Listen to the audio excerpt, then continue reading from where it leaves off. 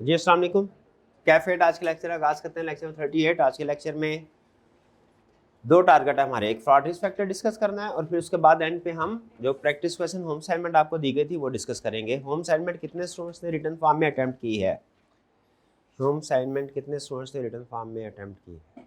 Okay. और fraud risk factors कितने students ने पढ़े हैं सारे घर जाके? ठीक है, तो टिक किया आपने? जो फ्रॉड रिस्क फैक्टर आपको समझ आ गए उसको टिक किया, और जो समझ नहीं आया क्रॉस किया उनको। अब ये जिससे पूछूंगा वो कहेगा सर बस मैंने नहीं किया, बाकी सारी क्लास ने किया। ऐसा होगा क्या? किधर है टिक? किधर है टिक क्रॉस? किधर है टिक क्रॉस? किधर है भाई? नहीं, क्यों नहीं किए? कैसे पता चलेगा कौन से वाला फैक्टर पूछना है सर से? टिक क्रॉस किधर है भाई? ये ले, वही वही वही वही। तो ऐसे नहीं कह दिया था कल? क्या कहा था? सब्सिक्वेंट इवेंट कितने एग्जाम्पल है? 12-13 एग्जाम्पल है। और क्या कहा था? वही अगले हफ्ते। बता रहा हूं कि क्यों कहा था, क्यों कहा। छोटा सा काम, कॉमन सेंस की बात है। लिस्ट है, पढ़नी है तो कुछ समझ आएंगी, कुछ समझ नहीं आएंगी। तो जो समझ आए तो कैसे डिफरेंशिएट करेंगे कि कल क्लास में कौन सी वाली पूछनी है या किसके ऊपर ज्यादा डिस्कशन करनी है? टिक क्रॉस करने चाहिए ना? नहीं करेंगे। कितने स्टूडेंट ने किया टिक क्रॉस लिस्ट के साथ? ये ले, कोरा कागज रह जाती है किताब आपकी, एंड तक कोरा कागज रहती है।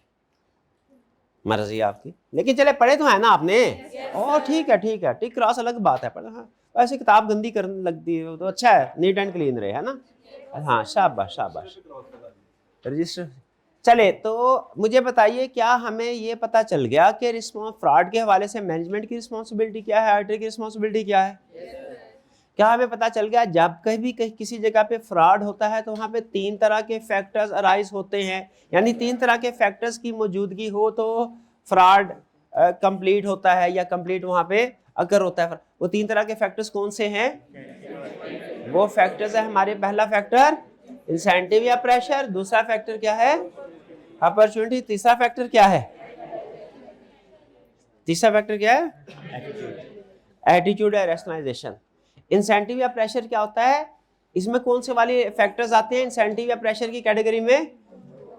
मोटिव्स, रीजंस जिनकी वजह से फ्रॉड किया जाएगा। ठीक है, वो कोई शौक भी हो सकता है किसी का, महंगी महंगी चीजें खरीदने का, किसी की मजबूरी भी हो सकती है, घर में कोई क्लोज फैमिली मेंबर जो है उसके ऑपरेशन के लिए पैसे चाहिए, कुछ भी हो। वो क्या होगा? पर्सनल फाइनेंशियल ऑब्लिगेशन भी हो सकती है। वो है इंसेंटिव या प्रेशर। डन। दूसरे नंबर में क्या चीज है? अपॉर्चुनिटी क्या है? मौका मिले आपको। फ्रॉड करना चाहते हैं पहले फैक्टर की वजह से, लेकिन नहीं कर पाएंगे अगर मौका नहीं, तो अपॉर्चुनिटी भी होनी चाहिए। और सबसे बड़ी अपॉर्चुनिटी बहुत सी हो सकती है। सबसे बड़ी अपॉर्चुनिटी कौन से वाले एरिया में फ्रॉड करने की होती है? जहां पे इंटरनल कंट्रोल वीक हो, वहां पे इंटरनल कंट्रोल्स वीक। और भी फैक्टर है जहां पे इंटरनल कंट्रोल्स वीक हो। ठीक है। अच्छा, आपके बहुत से लोग ऐसे हो जिनके ऊपर आप इन्फ्लुएंस कर सकते हैं, जिन पे आपका डोमिनेंस है। ठीक है, टीम के अंदर ऐसे लोग हैं जिनके ऊपर आपकी डोमिनेशन है, जो आपकी बात मानते हैं। बताइए क्या ये अपॉर्चुनिटी है? बिल्कुल। इसको बोलते हैं related party with dominant influence. क्या कहते हैं? Related party with. ऐसी रिलेटेड पार्टी जिसका हाई इन्फ्लुएंस हो, वो भी फ्रॉड अपॉर्चुनिटी होती है, फ्रॉड फैक्टर। और थर्ड कैटेगरी थी हमारी इंसेंटिव या रैशनलाइजेशन, सॉरी एटीट्यूड या रैशनलाइजेशन। इसमें लफ्ज रैशनलाइजेशन का कंसेप्ट ये है कि जो लोग फ्रॉड करते हैं वो मुमूमी तौर पे अपने आप को जस्टिफाई करवाते हैं किसी ना किसी चीज के जरिए से।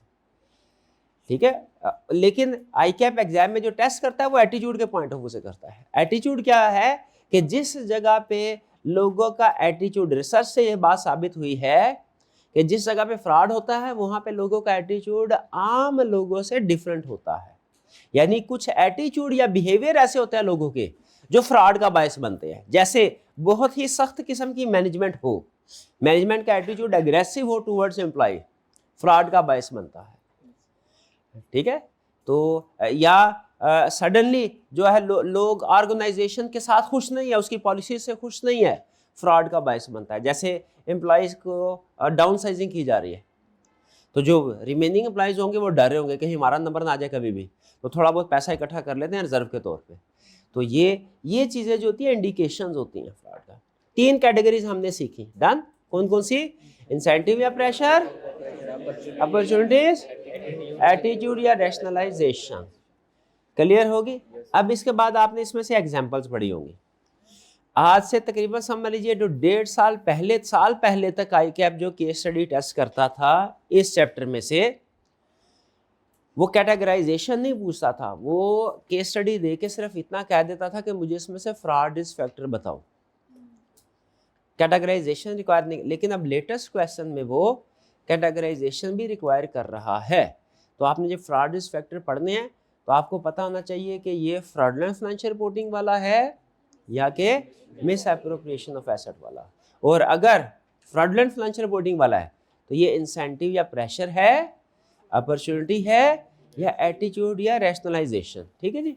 लेकिन इसके लिए याद रखें, आपको कोई बार बार याद करने की जरूरत नहीं है, एक दो दफा पढ़ के याद करने की कोशिश करें। आधे फैक्टर्स भी याद हो गए आपको तो काफी है, बाकी के फैक्टर प्रैक्टिस से रिफाइन होंगे। तो जो क्लासिफिकेशन है इसको क्या करना है, आपने थोड़ा सा याद करना है, मतलब पहले 1-2-3 दफा रीडिंग करके आसानी के साथ जितने याद हो जाएं, आसानी के साथ लगभग 50% फैक्टर्स आपको याद हो जाएंगे। बाकी फैक्टर्स जो है वो बार बार याद करने के बजाय प्रैक्टिस के जरिए से आपने सीखने हैं, सोचने हैं कि ये वाला फैक्टर किस कैटेगरी में था, ये वाला फैक्टर किस कैटेगरी में था। तो आपका thinking process Aahista Aahista align हो जाएगा क्लासिफिकेशन के साथ। डन जी। तो हम क्या अब स्टडी करते जा रहे हैं, फ्रॉड रिस्क फैक्टर। एग्जाम में क्वेश्चन केस स्टडी कैसे आएगी? केस स्टडी बिल्कुल वैसे आएगी जैसे चैप्टर 7 की केस स्टडी होती थी, उसमें रिक्वायरमेंट में लिखा होगा फ्रॉड रिस्क फैक्टर आइडेंटिफाई करो।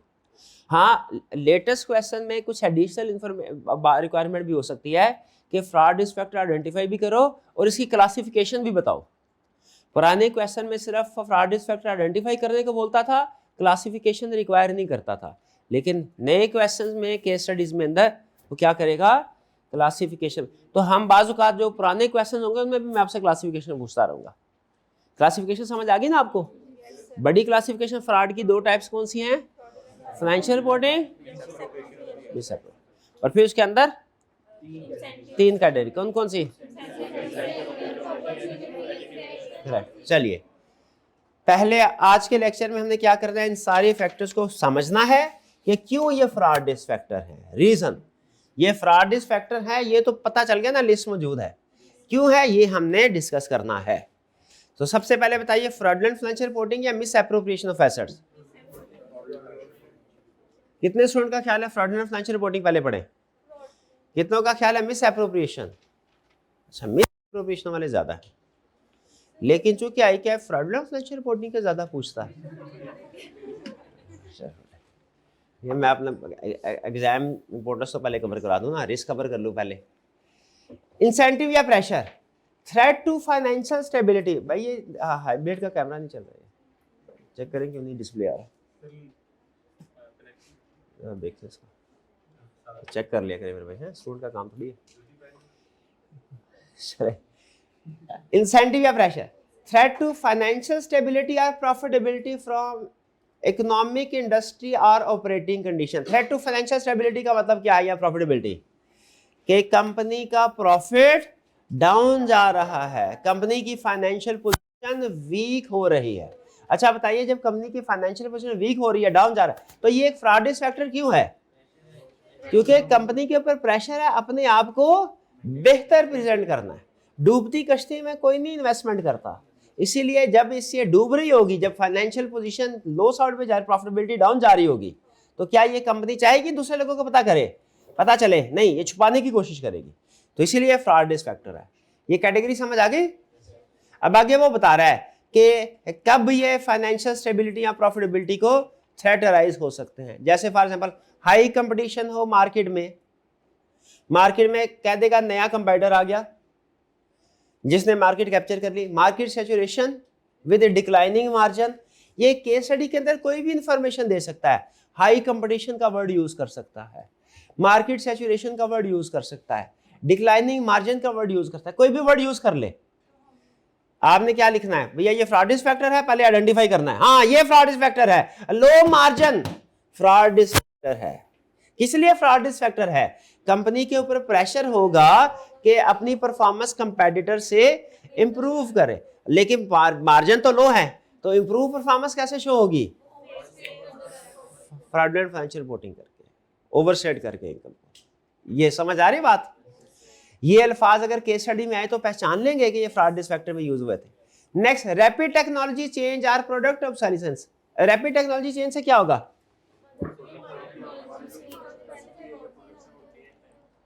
अच्छा, ये तो हमने चैप्टर 7 में भी पढ़ा था। चैप्टर 7, तो अगर आपसे कहे आइडेंटिफाई रिस्क, तो हम कहेंगे भाई इसमें वैल्यूएशन ऑफ इन्वेंट्री का रिस्क है। और अगर कहे फ्रॉड रिस्क फैक्टर आइडेंटिफाई करो, तो हम ये नहीं लिखेंगे कि ये इन्वेंट्री को lower of cost write down करना पड़ेगा। फिर हम उसकी एक्सप्लेनेशन को थोड़ा सा चेंज करेंगे कि जो इन्वेंट्री ऑब्सोलीट हो चुकी है, कंपनी उसकी प्रोविजन रिकॉर्ड नहीं करेगी। क्यों नहीं करेगी? ताकि उसका प्रॉफिट रिड्यूस होना हो। थोड़ा सा एक्सप्लेनेशन को आपने फ्रॉड के साथ लिंक करना है, जस्टिफाई करवाना है कि कंपनी इस फैक्टर की वजह से, ये जो फैक्टर एग्जिस्ट कर रहा है, क्यों कंपनी फाइनेंशियल स्टेटमेंट्स में फ्रॉड करेगी, क्यों बेस्ट व्यू प्रेजेंट करने की कोशिश करेगी। ठीक है। अच्छा, ये मैं भी बता दूं, ये जो रीजनिंग है ना, रीजनिंग, ये आपको शुरू के 2-3 केस स्टडीज में नहीं आएगी खुद से। आपको ये लगेगा कि पढ़ के ये बात तो मेरे जहन में आ ही नहीं रही थी। तो याद रखिएगा, फर्स्ट टाइम कोई भी काम करे, फर्स्ट टाइम कभी भी ठीक नहीं होता। ये असूल है, लर्निंग का असूल है। पहली दफा कोई भी काम करेंगे ठीक, दूसरी दफा करेंगे थोड़ा सा ठीक होगा। तो आपको 4 से 5 क्वेश्चन करने के बाद रीजनिंग जहन में आना शुरू होगी। पहले क्वेश्चन भाई आपने कहा भाई लेक्चर सारा हो गया और सर ने समझा दिया, अब क्वेश्चन केस स्टडी तो मेरे से हुई नहीं, तो मुझे लेक्चर की समझ नहीं आई। नहीं, ये फॉल्स फीलिंग होती है। क्या है? False feeling. ठीक है। 4-5 केस स्टडीज करने के बाद अगर रीजन आपके जहन में नहीं आ रही, वो रियल प्रॉब्लम है। अगर पहले क्वेश्चन में ही किसी भी चैप्टर, ये सिर्फ इस चैप्टर की बात नहीं कर रहा, किसी भी चैप्टर में पहली केस स्टडी से आपको अगर समझ नहीं आई, तो ये फॉल्स प्रॉब्लम है, रियल प्रॉब्लम नहीं है। रियल प्रॉब्लम कब है? जब 4-5 केस स्टडी कर लें किसी भी चैप्टर की, और उसके बाद आपको समझना है कि इसको कैसे हमने डिस्कस करना है।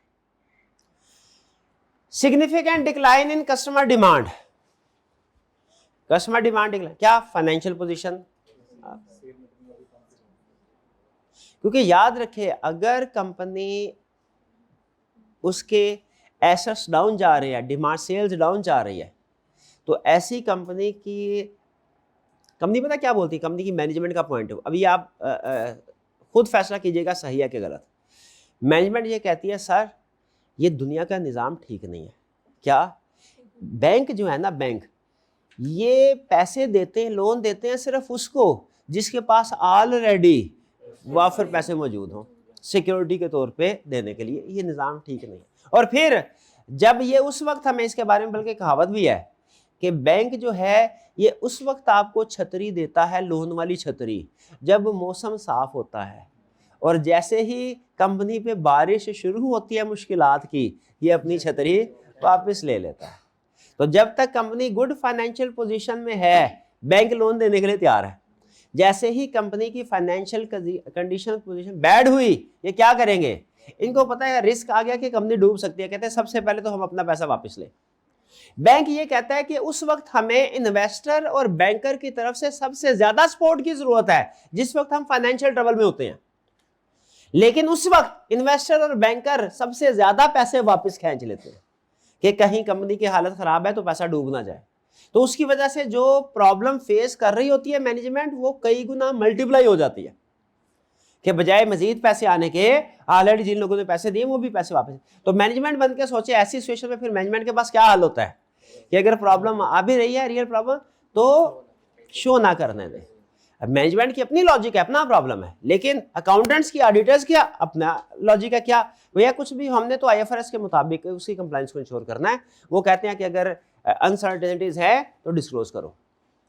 इस वजह से ये फ्रॉड रिस्क फैक्टर है, फाइनेंशियल कंडीशंस का लो होना। नेक्स्ट क्या है? Operating losses threatening bankruptcy or hostile take over. Losses हो रहे हैं और कंपनी को टेक ओवर करने की बात हो रही है, यानी कोई दूसरी कंपनी इस कंपनी को बाय कर सकते हैं। तो सम टाइम ऐसे होता है कि कंपनी अगर ये चाहती है कि हम अपना जो किसी को ना टेक ओवर करने दें, तो अपने रिजल्ट को इंप्रूव करेगी। ताकि रिजल्ट इंप्रूव नजर आए तो शेयर होल्डर को तसल्ली हो जाए कि अभी बेचने की जरूरत नहीं। Next, recurring negative cash flow from operation, negative cash flows होंगे, ये भी गोइंग कंसर्न का इशू अराइज होता है। रैपिड ग्रोथ और unusual profitability compare to industry, industry जो है वो कोरोना में डाउन जा रही है, हमारे क्लाइंट ने पॉजिटिव रिजल्ट शो करवाए हैं, फ्रॉड रिस्क फैक्टर है डन। कौन से, ये रैपिड ग्रोथ आ रही है कम, अगर पूरी इंडस्ट्री 5% के रेट से ग्रो कर रही है, हमारे क्लाइंट ने अपना ग्रोथ रेट 30% शो करवा दिया, तो भैया क्लाइंट के पास क्या सुपर पावर है, क्या चीज ईजाद कर ली इन्होंने जो दौड़ बेच रहे हैं और उस इंडस्ट्री के अंदर कोई दूसरी कंपनी नहीं बेच रही। तो ये एक फ्रॉड रिस्क फैक्टर है, ठीक है जी। अगर मैं आपसे कहूं भाई हमारी क्लास में स्टूडेंट फॉर एग्जांपल, क्योंकि स्टूडेंट है ना तो उस तरह की एग्जांपल आसानी से आपको समझ आता है, पिछले सेशन के निस्बत डबल हो गए। आपने जब आई कैप के टोटल स्टैटिस्टिक्स देखे आपको पता चला कि हर साल 5% के करीब स्टूडेंट बेस में इजाफा होता है सीए के अंदर, 5% के करीब। तो जब ओवरऑल इंडस्ट्री की ग्रोथ रेट 5% है तो ये सर 100% कह रहा है, ये कैसे हो गई, ये कहाँ से आ गया स्टूडेंट, क्या एकदम बाकी सारे लोगों ने पढ़ाना छोड़ दिया है और सारा स्टूडेंट उठ के इधर आ गया है, ये कुछ गड़बड़ है। तो जब एक कंपनी के रिजल्ट इंडस्ट्री के साथ मैच ना हो रहे हो तो इसका मतलब नहीं गड़बड़ है। इसी तरह कि इंडिविजुअल का लिविंग स्टाइल उसके इनकम लेवल के साथ मैच ना हो रहा हो तो क्या वो, जिसे वो उर्दू में क्या कहते हैं, ऊपर की कमाई है, ऊपर की, तो वही है भाई। क्लियर हो गया ये मुझे बताइए, फाइनेंशियल स्टेबिलिटी वाले पॉइंट समझ आ गए। केस स्टडी के अंदर अगर इनमें से कोई फैक्टर है पहचान लेंगे ये फ्रॉड रिस्क फैक्टर है, ओके इंशाल्लाह, बस उम्मीद है यही आएंगे, मैं 95% श्योर हूं यही आएंगे, रीजनेबल एश्योरेंस, 5% नहीं। ये आप जब प्रैक्टिस करेंगे ना पास्ट पेपर्स की, पास्ट पेपर, मेरी बात में एतबार ना करें, पास्ट पेपर की प्रैक्टिस करेंगे ना तो वो आपको खुद उससे पता चल जाएगा कि क्या पास्ट पेपर के क्वेश्चन इस लिस्ट की बेस पे सॉल्व हो रहे हैं कि नहीं, ठीक है। लेकिन आप चूंकि ऑडिटर है, प्रैक्टिकल लाइफ में भी जाना है आपने, तो कोशिश करनी है कि एग्जाम्पल्स तो पढ़ ही रहे हैं, साथ में कंसेप्ट को भी जहन में रखें कि अगर कभी कोई ऐसी सिचुएशन आ गई जो अनसीन है उसमें भी आप अपने कंसेप्ट्स को अप्लाई कर सकें। Excessive pressure to meet third party expectation, company के ऊपर एक्सपेक्टेशन, घर वालों ने कहा भाई आपसे बड़ी उम्मीदें हैं, आप खानदान में सारे जिस तरीके से दिन रात एक करके वालदा मेहनत कर रहे हैं, वालिद साहब मेहनत कर रहे हैं, भाई ने कहा है किसी किस्म की जरूरत हो मुझे बताना, तुम हमारी आखिरी उम्मीद हो, और फिर उसके बाद आ जाए आई कैप का रिजल्ट। भाई प्रेशर है थर्ड पार्टी एक्सपेक्टेशन मीट करने का, क्या करेंगे, बताएंगे घर वालों को कि क्या रिजल्ट आया, नहीं, हाँ जी। तो यही सिचुएशन मैनेजमेंट के साथ है, जब थर्ड पार्टीज ने मैनेजमेंट से हाई एक्सपेक्टेशन डेवलप की होती है तो मैनेजमेंट के ऊपर प्रेशर होता है उस एक्सपेक्टेशन को मीट करना है, तो अगर ना भी हो रही हो तो मैनेजमेंट फिर ओवरस्टेट करके रिजल्ट्स को बताएंगे। अब सारे पास 3 पेपर दिए थे, तीनों के तीनों पास हो गए हैं, लेकिन साथ ही पॉलिसी चेंज हो गई है, आई कैप ने 2 नए पेपर सिलेबस में डाल दिए।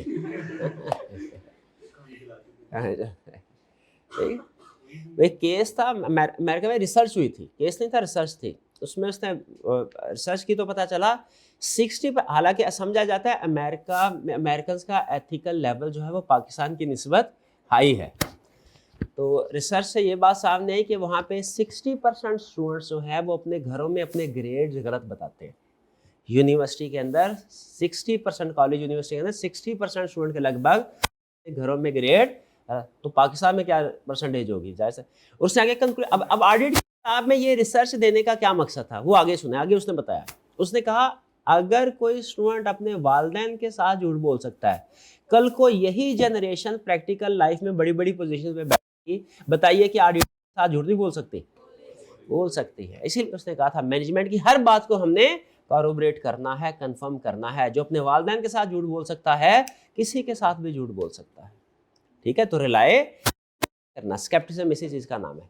एक्सेसिव, फिर क्या, एक्सेसिव प्रेशर, भाई किसका प्रेशर, आपके ख्याल में किसका प्रेशर हो सकता है, मैं शेयर होल्डर का, कि भाई मिनिमम इतना ग्रोथ होनी चाहिए, हमें इतना डिविडेंड चाहिए, इतना प्रॉफिट चाहिए, और किसका प्रॉफिट, बैंक्स का। आइए जरा देखते हैं क्या कहता है, ऑप्टिमिस्ट प्रेस रिलीज और annual report message, press release का मतलब क्या है, हमने प्रेस में कह दिया भाई इस दफा तो कंपनी बेतहाशा ग्रो करेगी, इस दफा कंपनी इस दफा एटलीस्ट 30% ग्रोथ रेट होगा।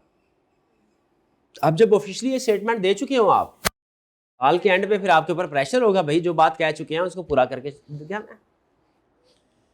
नीड फॉर एडिशनल डेट और इक्विटी फाइनेंसिंग, कंपनी को जब नए लोन की पैसों की जरूरत होगी तो जो लोन देगा उसकी एक्सपेक्टेशन क्या है, कैश फ्लो ज्यादा हो ताकि इंटरेस्ट मिलता रहे, एसेट्स की वैल्यू ज्यादा हो।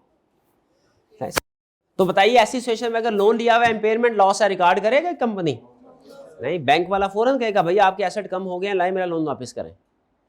शेयर होल्डर जो है वो क्या एक्सपेक्ट करेंगे, प्रॉफिट हाई हो ताकि उनको डिविडेंड मिले।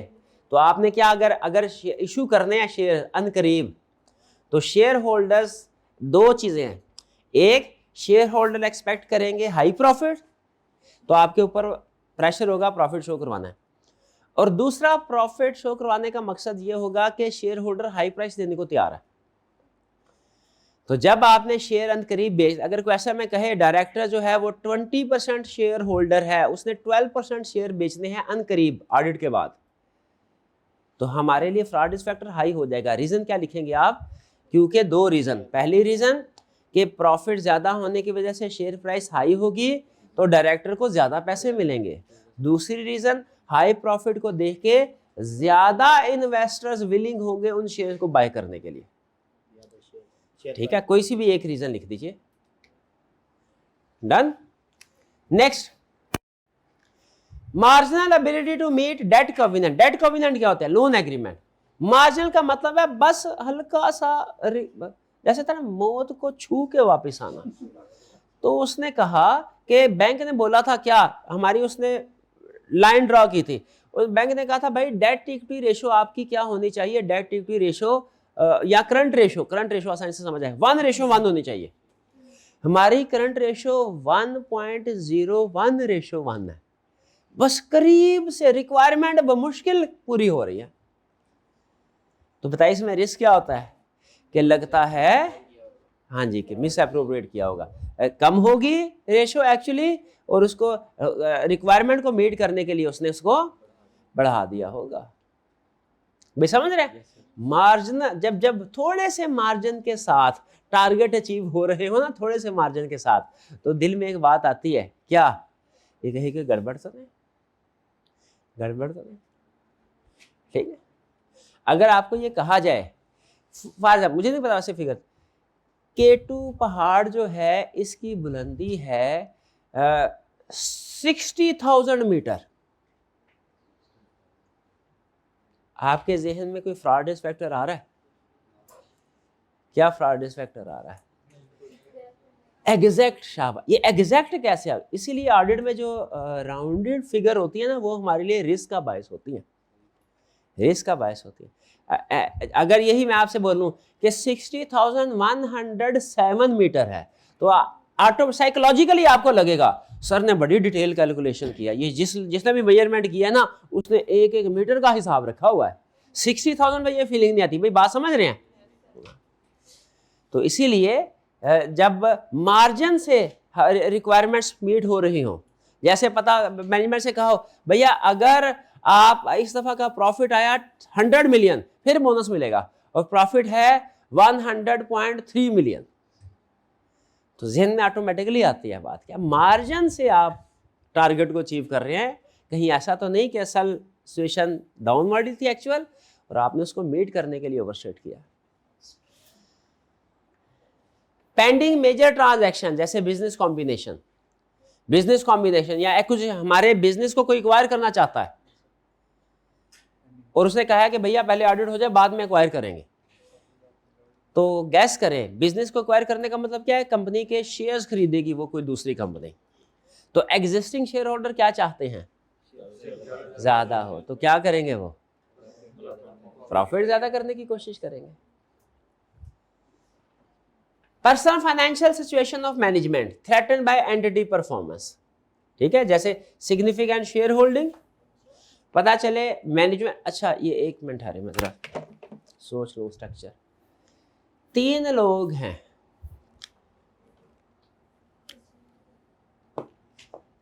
Those charge with governance, structure याद है, मैनेजमेंट 1, मैनेजमेंट 2, हर डिपार्टमेंट की अलग अलग मैनेजमेंट है। और फिर साथ में पैरेलल क्या है,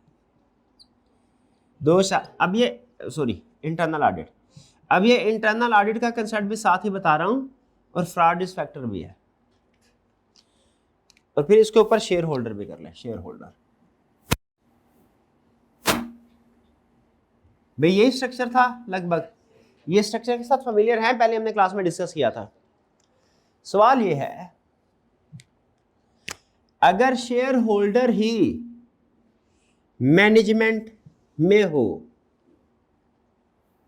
शेयर होल्डर ही मैनेजमेंट में है, या मैनेजमेंट भी ही शेयर होल्डर है, सीएफओ ने सीईओ के पास मेजॉरिटी शेयर होल्डर है, फ्रॉड रिस्क फैक्टर है क्या?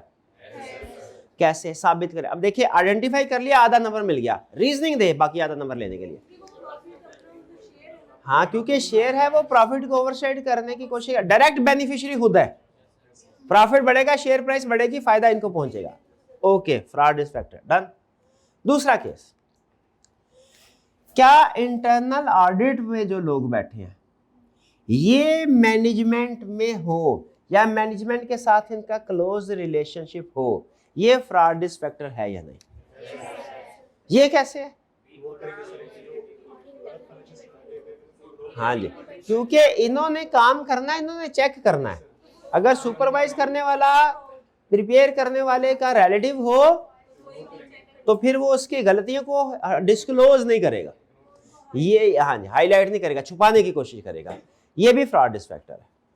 ठीक है, अच्छा, लेकिन अगर शेयर होल्डर, फर्ज करें अभी आई के आपने टेस्ट नहीं किया हुआ क्योंकि किसी वजह से नहीं किया, शेयर होल्डर मैनेजमेंट की में हो तो फ्रॉड रिस्क फैक्टर है, शेयर होल्डर इंटरनल डिपार्टमेंट में हो तो फिर नहीं। क्यों नहीं है भला?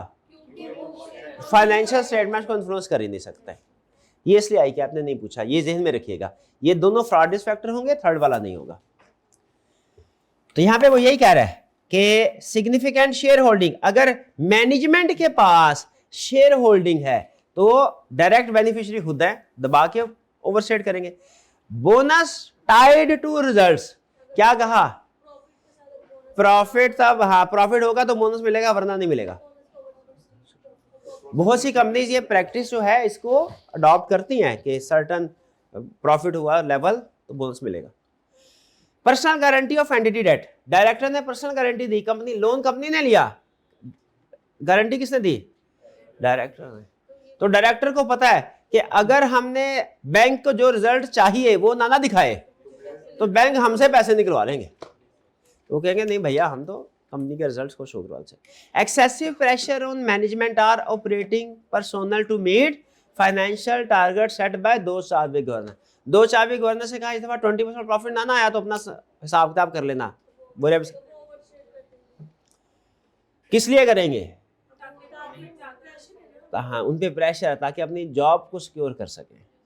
ये आपने जो रीजन है ना, ये फ्रॉड रिस्क फैक्टर है, ये तो आप सिर्फ 3-4 दफा पढ़ भी लेंगे ना तो पता चल जाएगा, पता चल जाएगा। क्लास में रोज आते हैं ना, एक दूसरे की शक्ल देखते हैं, तो एक दूसरे का नाम ना भी पता हो ना, मार्केट में कहीं पे कोई नजर आ जाए विफिसेंट में तो पता चल जाएगा ये हमारा क्लास फेलो है, हाँ सलाम दो आ जाए। लेकिन असल चीज सिर्फ इसको आइडेंटिफाई करना नहीं है, क्या है? एक्सप्लेन करना। क्या वो आपको, हाँ वो आपको खुद आनी चाहिए, शाबाश। अब कहे सर उसके लिए तो सोचना पड़ेगा, तो सोचते हुए हमें डर लगता है कहीं गलत डायरेक्शन पे ना सोच जाए, तो कोई बात नहीं, उसके लिए सोल्यूशन है। सोल्यूशन 4-5 दफा पढ़ेंगे ना तो वो आपको पता चल जाएगा कि किस तरीके से एक्सप्लेन करना। आपकी वर्डिंग सिंपल होती है, उसकी वर्डिंग कम्प्लेक्स होती है। रूल लिख ले पहले सफे पे, simple wording is better than complex wording, simple wording is better than complex wording, meaning communicate होना चाहिए, ठीक है। और सॉल्यूशन को आपने पढ़ना है, सॉल्यूशन का बताया था ना, कब पढ़ना है सॉल्यूशन? सॉल्यूशन करने के, सॉल्व करने के बाद क्वेश्चन या पहले? बाद। तो अगर गलत डायरेक्शन पे चलेंगे तो सारा केसड़ी गलत हो जाएगी, तो कितनी दफा गलत डायरेक्शन पे जाएंगे? एक दफा जाएंगे, 2 दफा 3 दफा जाएंगे, अगली दफा काम हम बिल्कुल, ठीक है। जी जी शाबाश।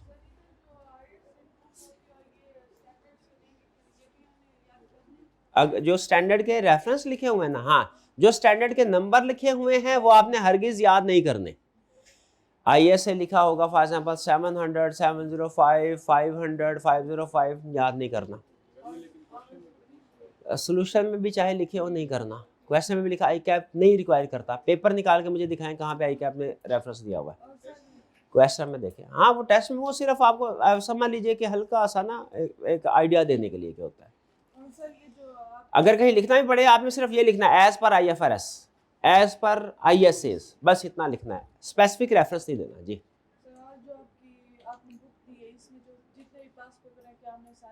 बुक में जितने भी पास पेपर हैं क्या आपने सारे करने हैं? सारे करने हैं तो सुन ले, इसका जवाब सिंपल, जितना गुड़ उतना मीठा, सिंपल। अगर आप चाहते हैं जितना ज्यादा पास होने की प्रोबेबिलिटी बढ़ाना चाहते हैं उतना ज्यादा पढ़ ले, और जितना चाहते हैं नहीं, अगर आप चाहते हैं पहली अटेम्प्ट में ही पेपर को निकाल लें तो सारे क्वेश्चन करने हैं। अगर आप चाहते हैं रिस्क ले ले, रिस्क ले ले कि 75-80% चांस है पास होने का, 20-25% रिस्क लेना है, तो ठीक है, फिर वॉल्यूम 2 में से आधे क्वेश्चन कर लें, आधे केस स्टडी कर लें, जो लेटेस्ट वाले आधे हैं, जो पुराने वाले आधे हैं वो रहने दें, वो चांस पे छोड़ दें। वो पास हो गए तो ठीक है, ऐसे भी पास हो जाते हैं बहुत से बच्चे पास, वरना अगली दफा देख लेंगे, रिस्क ले सकते हैं। कुछ बच्चे हर है कि हालात डिफरेंट होते हैं, कुछ रिस्क लेने की पोजीशन में होते हैं, कुछ रिस्क लेने की पोजीशन में नहीं होते। कुछ के पास टाइम होता है, कुछ के पास टाइम नहीं होता। तो अगर फर्स्ट टाइम में इस बुक के वॉल्यूम 2 के सारे क्वेश्चन कर लें इंशाल्लाह, रीजनेबल एश्योरेंस वो पहली टाइम में पास हो जाएगा। रिटर्न करने हैं, लेकिन रिटर्न करने हैं, मुश्किल है टास्क, ये भी बता दूं, क्योंकि सब्जेक्ट भी मुश्किल है, ठीक है। लेकिन डेली 2 घंटे देना, तो कैलकुलेशन कर ले, इसमें क्वेश्चंस की कैलकुलेशन कर ले। डेली 2 घंटे दूं, 1 घंटे में कितने सवाल होते हैं? 2 सवाल तो हो जाते हैं, 2 से 3। बड़ी केस स्टडी आधे घंटे में हो जाती है, छोटी केस मॉडरेट लेवल की केस स्टडी आधे घंटे में 3 सवाल। भाई ऐसा ही है तो कैलकुलेट करके देख ले, ठीक है, कि कितनी केस स्टडी। अगर सिर्फ रोज का 1 घंटा भी लगाएं, 1 घंटा भी लगाएं, बाकी 1 घंटा पढ़ना, रिवाइज करना वगैरह, तो कितने दिन होते हैं पूरे साल में? नहीं, ये 5 महीनों में। 5 महीनों में कितने दिन होंगे? 150 होंगे। रोज की 3 केस स्टडी की कितनी होगी? 450 हो गई। देखिए कितनी केस स्टडी है, मेरा ख्याल है 450 से कम ही होगी, ठीक है। तो 2 घंटे जो आपसे बात हुई है ना, 2-2.25 घंटे की डेली, उसमें ये सारे क्वेश्चन आप कर सकते हैं। बाकी जितने कम करेंगे उतना आपके जो पास होने की प्रोबेबिलिटी भी कम होती जाएगी। जी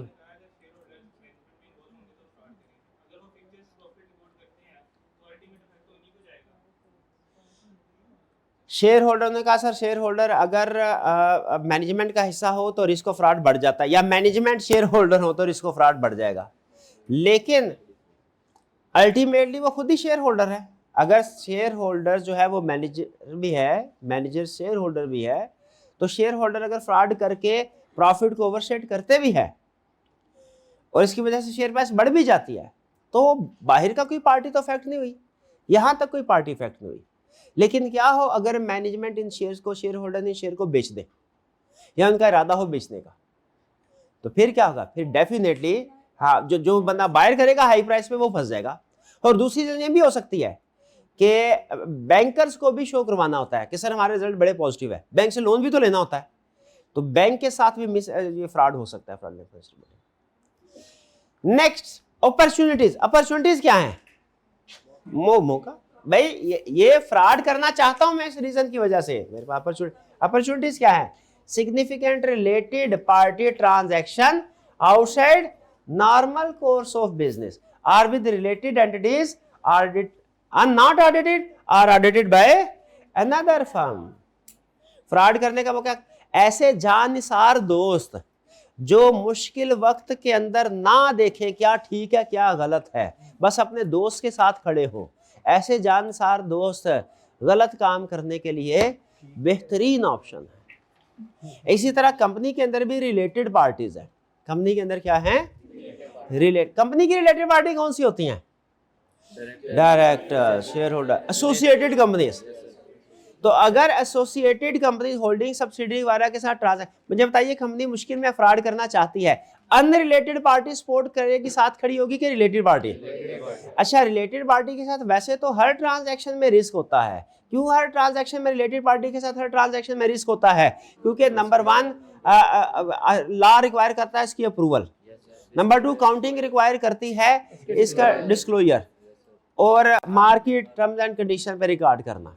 रिस्क तो, लेकिन अगर वो transaction outside normal course of business हो तो फिर वो नॉर्मल रिस्क नहीं रहता, फिर वो रिलेटेड पार्टी ट्रांजैक्शन जो कि एबनॉर्मल किस्म की हो उसमें फिर रिस्क ऑफ फ्रॉड आ जाता है।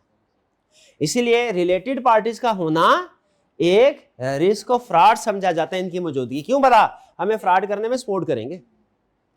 और खास तौर पे ऐसी रिलेटेड पार्टी ट्रांजैक्शन जो नॉर्म से हटके की गई हो, outside normal course of business. Outside normal course of business समझ रहे? 50 की चीज 50 में बेची नॉर्मल है, 50 की चीज 500 में बेच दी या 10 रुपए में बेच दी, अब नॉर्मल है। ये समझ आ गया रिलेटेड पार्टी ट्रांजैक्शन जी? हाँ, या रिलेटेड पार्टी या ग्रुप है, या रिलेटेड पार्टी है ट्रांजैक्शन, या समटाइम ऐसा होता है कि ऐसी रिलेटेड पार्टी के साथ ट्रांजैक्शन जिसके ऊपर हमारा ऑडिटर उसको एक्सेस नहीं कर सकता। जैसे फर्ज कीजिए अगर मैं आपसे ये कहूं कि भाई 50 वाली चीज 500 में बेच दी, तो आप सोच रहे होंगे सर जिसने 50 वाली चीज 500 में बेची वो तो चले कंपनी फायदे में रह गई, उसका तो प्रॉफिट शूट अप कर जाएगा, लेकिन जिसने 50 रुपए वाली चीज 500 में खरीदी वो तो ठप हो गई ना, उसको तो लॉस चला जाएगा। लेकिन इस समय होता क्या, ये ऐसी कंपनी के साथ करते हैं जिसका ऑडिट होना ही नहीं कभी, जिसकी वेरिफिकेशन होनी नहीं। या ऑडिट होना है तो किसी और फर्म ने करना है, हमारा ऑडिटर फिर उसको डिटेक्ट नहीं कर पाता उस इशू।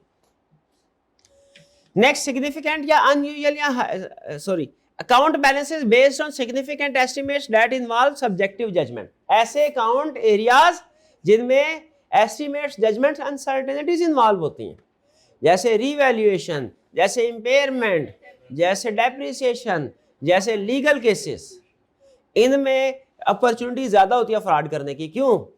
जजमेंट की वजह से, शाबाश, जजमेंट की वजह से। शागिर्द था कि उसकी बात जो थी उस्ताद को पसंद नहीं आई, उस्ताद ने उसको सजा दी। उसने कहा चलो भैया अपने सर के बाल गिन के बताओ कितने हैं। उस शागिर्द भी किस शागिर्द था, कहने लगा सर 5,70,830। उस्ताद हैरान, तो तुम्हें कैसे पता चला? कहने लगा सर नहीं यकीन तो गिन के देख ले। तो मुझे बताइए, जो चीजें गिनना मुश्किल होती हैं, जो चीजें मेजर करना मुश्किल होती हैं, उनमें फिर रिस्क ऑफ फ्रॉड है कि नहीं? अब हालांकि हमें कन्फर्म है ये भाई झूठ बोल रहे हैं, लेकिन क्या साबित नहीं कर सकते, हम साबित नहीं कर सकते। तो उसी तरह ऐसे एरियाज जिनका अल्टीमेट कंक्लूजन फ्यूचर में साबित, जैसे प्रोविजन फॉर बैड डेट कम कर दी उसने, हमने कहा भाई आपने पिछले साल की निस्बत कम क्यों किया, इकोनॉमिक कंडीशन तो सेम है। तो क्या सर अंदाजा ही है ना हमारा फ्यूचर में, अब ये इतना है कि नहीं, ये तो कंफर्म साबित होगा अगले साल। आपको लगता है ये गलत है तो बता दे फिर सही कितने बैड डेट होंगे, उतने रिकॉर्ड कर लेते हैं। हम कहेंगे सही तो हमें भी नहीं पता कितने होंगे। तो ऐसे एरियाज, कंक्लूजन क्या हुआ, ऐसे एरियाज जिनमें एस्टिमेट्स है, जजमेंट्स है, अनसर्टेनिटीज है, उनको मैनिपुलेट करना आसान है। नेक्स्ट, सिग्निफिकेंट या अनयूजुअल और high complex transaction specially close to period end, year end के करीब बड़ी बड़ी अमाउंट की ट्रांजैक्शन, खास तौर पे कौन सी, रेवेन्यू की ट्रांजैक्शन, उनमें रिस्क ऑफ फ्रॉड होगा। ठीक है, क्वेश्चन में इंफॉर्मेशन देगा। Ineffective monitoring of management, management जो है वो इंटरनल कंट्रोल्स को मॉनिटर नहीं कर रही, मैनेजमेंट एम्प्लॉइज को मॉनिटर नहीं कर रही, डायरेक्टर्स और इंटरनल ऑडिट वाले मैनेजमेंट को मॉनिटर नहीं कर रहे, खुला छोड़ दे। डोमिनेंस बाय सिंगल पर्सन, एक सिंगल पर्सन कंपनी को डोमिनेट कर रहा है। बताइए, ये एक होता है जिसको हम फर्म में बोला करते थे सेठ कल्चर। सेठ कल्चर जैसे फर्म में होता है, फर्म में अमूमी तौर पे क्या होता है, 1-2 पार्टनर्स होते हैं, फाउंडर। कुछ फर्म ऐसी होती हैं जिनमें पार्टनर्स की तादाद ज्यादा होती है, तो डिसीजन मेकिंग जो होती है ना वो कलेक्टिव बेसिस पे की जाती है। कुछ फर्म ऐसी होती हैं जिनमें अमूमी तौर पे पार्टनर एक दो होते हैं। वो दादाजी ने फर्म स्टार्ट की थी, बच्चों ने भी सीए कर लिया, वो बच्चे भी साथ, तो डिसीजन मेकिंग जो है वो एक, जरा गैस कीजिए, अमूमी तौर पे बात कर रहा हूँ, किस फर्म का कल्चर बेहतर होगा? यहाँ कलेक्टिव डिसीजन करते हैं मेजोरिटी, क्योंकि किसी एक पर्सन के पास टू मच पावर आ जाए ना तो अक्सर वो मिसयूज होती है बिल्कुल। ठीक है, यही बात वो आपको समझा रहा है कि अगर आपका क्लाइंट में कॉर्पोरेट कल्चर है, यानी कॉर्पोरेट कल्चर का बोर्ड ऑफ डायरेक्टर्स हैं, फैसला लेने के लिए मीटिंग होती है, उसमें सारे अपना पॉइंट ऑफ व्यू बताते हैं, फिर फैसला होता है, तो फिर तो वो तो ठीक है। और अगर फैसला कोई एक बंदा करे बंद कमरे में हैं, वो कौन है? उसको क्या बोलते हैं? Related party with dominant influence. ऐसी पार्टी को क्या कहते हैं? रिलेटेड पार्टीज बहुत सी होती हैं, बहुत सी कम, लेकिन अगर कोई ऐसी रिलेटेड पार्टी हो जो पूरे कंपनी को डोमिनेट कर रही हो, सेठ कल्चर हो, तो फिर बताइए, एक पर्सन के पास सारी डिसीजन मेकिंग पावर होगी, उसके करप्ट होने या गलत डिसीजन होने का ज्यादा चांस है कि बहुत से लोगों का? एक का, क्योंकि बहुत से लोग एक ही वक्त में गलत फैसला करें इसका चांस बहुत कम है, एक पर्सन गलत फैसला करे इसका चांस ज्यादा। तो इसीलिए जितने भी अहम डिसीजन होते हैं उसमें मशवरा कर लेना चाहिए। अपने आप को ये नहीं समझना चाहिए कि सारी अकल मुझ में ही है, लेकिन जो related party with dominant influence है ना, जिसकी डोमिनेंस है, ये क्या समझती है? ये सारी अकल मुझ में ही है। इसीलिए रिलेटेड पार्टी विद, ऐसी रिलेटेड पार्टी ऑर्गेनाइजेशन के अंदर जिसका सबसे ज्यादा इन्फ्लुएंस है, जैसे माइक्रोसॉफ्ट में बिल गेट्स सबसे ज्यादा इन्फ्लुएंस। मुझे बताइए उसकी बात को कोई इनकार करना चाहे, जैसे वो क्या है, इलॉन मस्क, ठीक है, टेस्ला में अगर वो डिसीजन मेकिंग करता है, वो कोई प्रोजेक्ट को नो कर दे, कोई दूसरा उस पर डिबेट कर सकता है? नहीं, वो तो सुना मीटिंग चलती, मीटिंग में कहता फारग है, बस कल से नहीं आना आपने। तो बताइए, अगर ऐसी related party with dominant influence हो, क्या लोग डिबेट कर सकेंगे? नहीं। ये रिलेटेड पार्टी में क्या खसूसियात होती हैं? नॉर्मली फाउंडर होता है, ठीक है, ये नखरा ऐसे नहीं आ जाता, वो सारी पीछे उन्होंने मेहनत की होती है। लेकिन अब आके जब डिसीजन मेकिंग होगी, दूसरों के सारे फैसले की फाइनल अप्रूवल कौन करेगा? ये, और इसके फैसले को कोई दूसरा चैलेंज भी नहीं कर सकता। ये ऐसी पार्टी को क्या बोलते हैं? अगर हमारी कंपनी में जिसका ऑडिट कर रहे हैं इस तरह का कोई इंडिविजुअल हो, हर कंपनी में नहीं होता, लेकिन अगर हो, इसको क्या बोलते हैं? Related party with dominant influence. ये फ्रॉड रिस्क फैक्टर है। क्यों? क्योंकि अगर ये फ्रॉड करना चाहे, फ्रॉड में फाइनेंशियल कंपनी के अंदर कोई इसको रोक नहीं सकता। इस तरह इनफेक्टिव ओवरसाइट बाय दो स्टाफ ए गवर्नेंस, डायरेक्टर, इंटरनल ऑडिट वाले या तो मॉनिटरिंग कर ही नहीं रहे, या कर रहे हैं तो इफेक्टिव नहीं, या इंटरनल ऑडिट डिपार्टमेंट है ही नहीं, या है तो वो इफेक्टिव मॉनिटरिंग नहीं कर रहा। क्यों नहीं कर रहा? मैनेजमेंट का दोस्त है। Deficient internal control components, internal controls weak हैं, जैसे मॉनिटरिंग ऑफ कंट्रोल नहीं है, मैनेजमेंट का हाई टर्न, आईटी या इंटरनल ऑडिट फंक्शन में हाई टर्नओवर है, ठीक है, हाई टर्नओवर है किसमें? काउंटिंग। जब लोग ज्यादा आ जा रहे हो, इसको भी नॉर्मली वीक सिस्टम माना जाता है। लोग ज्यादा छोड़ के जा रहे हैं, कोई ज्यादा अरसा टिक नहीं रहा कंपनी के अंदर, तो ये भी क्या निशानी है? कुछ गड़बड़ चल रही है, फ्रॉड चल। एटीट्यूड या रैशनलाइजेशन। अच्छा, एटीट्यूड या रैशनलाइजेशन पढ़ते हुए क्या ध्यान में रखेंगे आप? इसका मतलब क्या है कि जिस जगह फ्रॉड होता है वहां पे लोगों का एटीट्यूड नेगेटिव होता है। अब वो नेगेटिव एटीट्यूड या नेगेटिव जो एनवायरनमेंट है, माहौल जो है, उसकी मिसाल दे रहा है कि वो क्या होगा? वीक कम्युनिकेशन, लोग एक दूसरे से कम्युनिकेशन नहीं करते, ज्यादा स्ट्रॉन्ग कम्युनिकेशन नहीं है। Implementation and enforcement of ethical standards by manager, और weak implementation of ethical standards है। कोड ऑफ एथिक्स या एथिकल कोई इशू सामने आते भी हैं, एथिकल वायलेशन होती भी है, डायरेक्टर्स एक्शन नहीं लेते, उसके ऊपर छोटी मोटी वार्निंग देके माफ कर दिया जाता है। क्या अगर कोई अनएथिकल एक्टिविटी आए, क्या उसे इग्नोर कर देना चाहिए? नहीं। कोड ऑफ एथिक्स में भी हम जाके पढ़ेंगे, अगर हमारे किसी टीम मेंबर का कोई ऐसा इशू राइज होता है जो एथिक्स से अगेंस्ट हो, हम उसको टीम से रिमूव कर देते हैं, वार्निंग नहीं देते, रिमूव कर देते। एक्सेसिव इंटरेस्ट इन मेंटेनिंग और इंक्रीजिंग शेयर प्राइस और अर्निंग ट्रेंड, ये तो वही बात होगी क्या कि शेयर होल्डर्स जो है, मैनेजमेंट शेयर होल्डिंग में, इसको वैसे मेरा ख्याल है रहने दे, इसको क्रॉस कर दे, ये इंसेंटिव में आके, मेरा भी ये ख्याल है इंसेंटिव में आना चाहिए। ये वाला दूसरा second point, practice of committing to analyst और criteria to achieve aggressive for का। अच्छा, यहाँ पे ऊपर हमने पढ़ा था कि अगर कमिटमेंट कर दें, यहाँ पे क्या कह रहा है कि मैनेजमेंट को आदत है कमिटमेंट करने की। जिस मैनेजमेंट, देखिए कमिटमेंट करना वो एक प्रेशर बन जाता है कि थर्ड पार्टी के साथ आपने टारगेट कमिट किया कि सर इस कम से कम 30% हमारी ग्रोथ होगी, लेकिन आदत होना कि लोगों से वादे कर रहे हैं, ये एटीट्यूड है, ये प्रैक्टिस। फर्क समझ रहे हैं? ठीक है, जो वादा कर लिया वो प्रेशर है, लेकिन आदत है बार बार वादे करने की, प्रैक्टिस, ये हमारा एटीट्यूड होगा। Failure to remedy non significant deficiency internal control. Internal control में डेफिशिएंसी सामने आ गई, पता चल गई, फिर भी ठीक नहीं की। याद रखिए, इंटरनल कंट्रोल में डेफिशिएंसी हो सकती है, प्रॉब्लम नहीं है, लेकिन लोगों को पता नहीं चलना चाहिए। ठीक है, आपकी मोटरसाइकिल का लॉक खराब है तो आपने पार्किंग की है, ये इंटरनल कंट्रोल वीक है, लेकिन अभी चोरी होने का रिस्क नहीं है। क्यों? क्योंकि लोगों को पता तो नहीं है ना कि वो यही समझ रहे होंगे ठीक है, तो कोई रोज आके हर बाइक के साथ चाबी लगा के थोड़ी चेक करेगा। लेकिन अगर किसी को पता चल जाए, आपके दोस्त को पता चल जाए आपकी मोटरसाइकिल का लॉक खराब है, तो याद रखिएगा वो आपका पक्का दोस्त है, वो कभी मोटरसाइकिल चोरी नहीं करेगा, कभी नहीं करेगा। वो अपने दोस्त को किसी मैसेज करेगा, ये मास्टर कहेगा ये वाली जो मोटरसाइकिल है ना, इसकी चाबी नहीं लगी, लॉक नहीं लगा हुआ, ठीक है मारो, ले जाओ इसको, ले जाओ। ठीक है भाई, सारे दोस्त ऐसे नहीं करते, लेकिन आपके 50 दोस्तों में से कौन सा वो एक दोस्त है जो ये काम करता है? हाँ, कुछ को पता है, कुछ को नहीं पता, तो जिनको नहीं पता वो मुहतात रहे।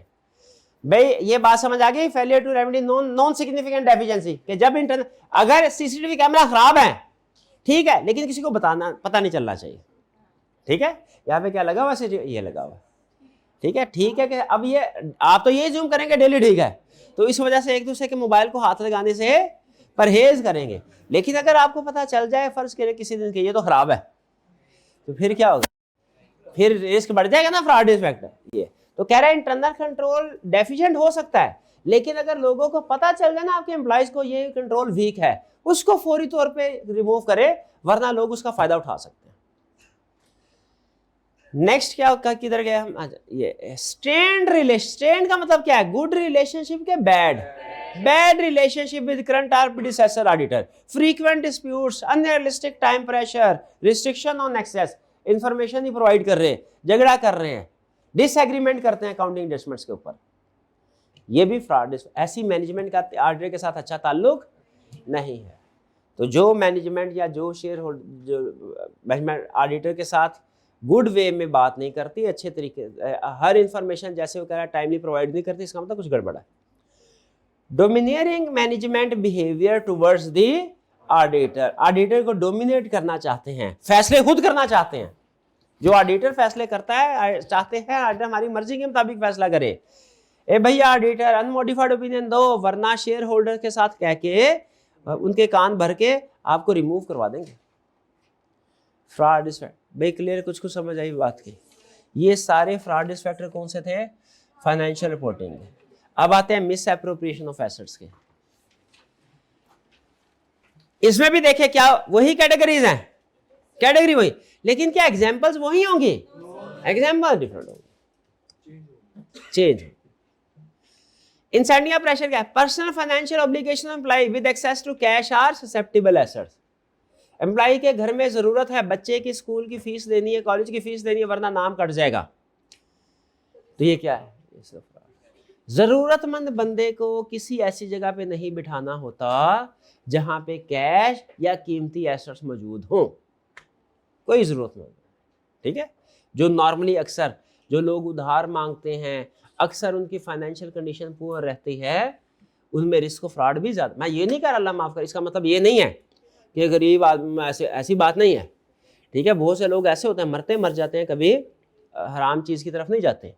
ठीक है, लेकिन चंद हमारा टारगेट ही हुआ, क्योंकि हमें नहीं पता कौन से लोग ऐसा काम करते, तो हमें हर बंदे से मुहतात होना पड़ता है। स्केप्टिसिज्म में ये बात वो एक्सप्लेनेशन में लिखते हैं कि हर कंपनी की मैनेजमेंट फ्रॉड नहीं करती, लेकिन मसला ये है कि आपको नहीं पता कि वो कौन सी कंपनी की मैनेजमेंट, तो इसलिए आपको हर कंपनी की मैनेजमेंट से मुहतात रहना पड़ता है। Adverse relationship between entity and employees, कब होंगे कंपनी और वर्कर के दरमियान में नेगेटिव रिलेशनशिप? जब बोनस नहीं देंगे या बोनस एम्प्लॉय की मर्जी का नहीं देंगे, एम्प्लॉयज को जॉब से निकालेंगे, प्रमोशन जो है वो टाइमली या उसकी एक्सपेक्टेशन के मुताबिक नहीं होगी। होएगा सर मैंने भी कैफ क्वालिफाई किया है, इसने भी कैफ क्वालिफाई किया है, इसको प्रमोशन दे दी 20%, इसको इंक्रीमेंट मिला है, मेरे को 10% मिला है।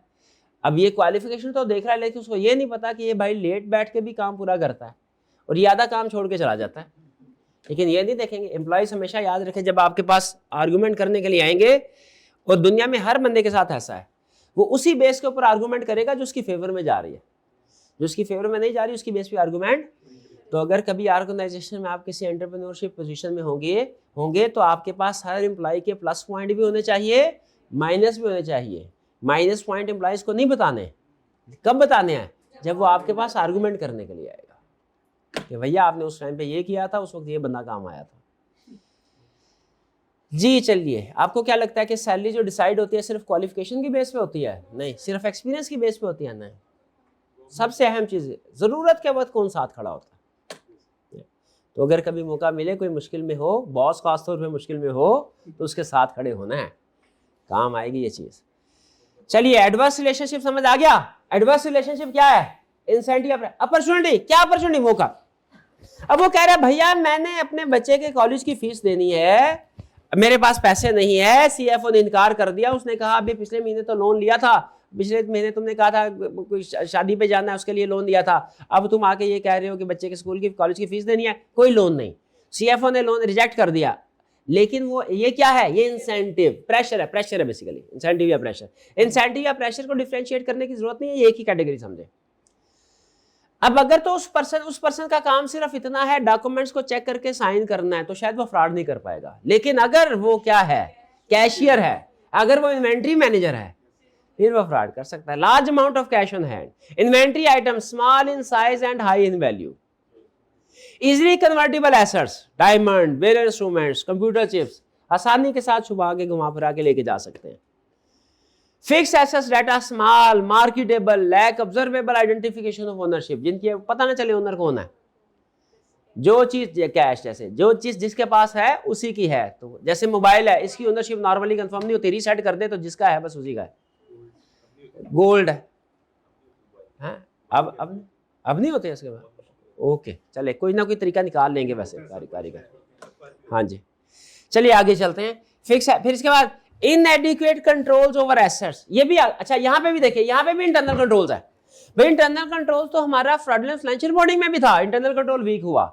यहाँ पे भी इनएडिक्वेट कंट्रोल्स का मतलब इंटरनल कंट्रोल वीक ही है। ये तो सेम हो गया?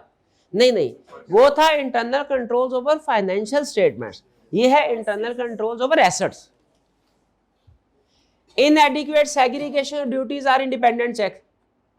यानी सेग्रीगेट ड्यूटी का मतलब क्या? जो वेयर हाउस है, इन्वेंट्री वाला, इन्वेंट्री वेयर हाउस मैनेजर है, वही इन्वेंट्री का एनुअल काउंट भी करता है। तो अगर इन्वेंट्री कम होगी वो बताएगा नहीं।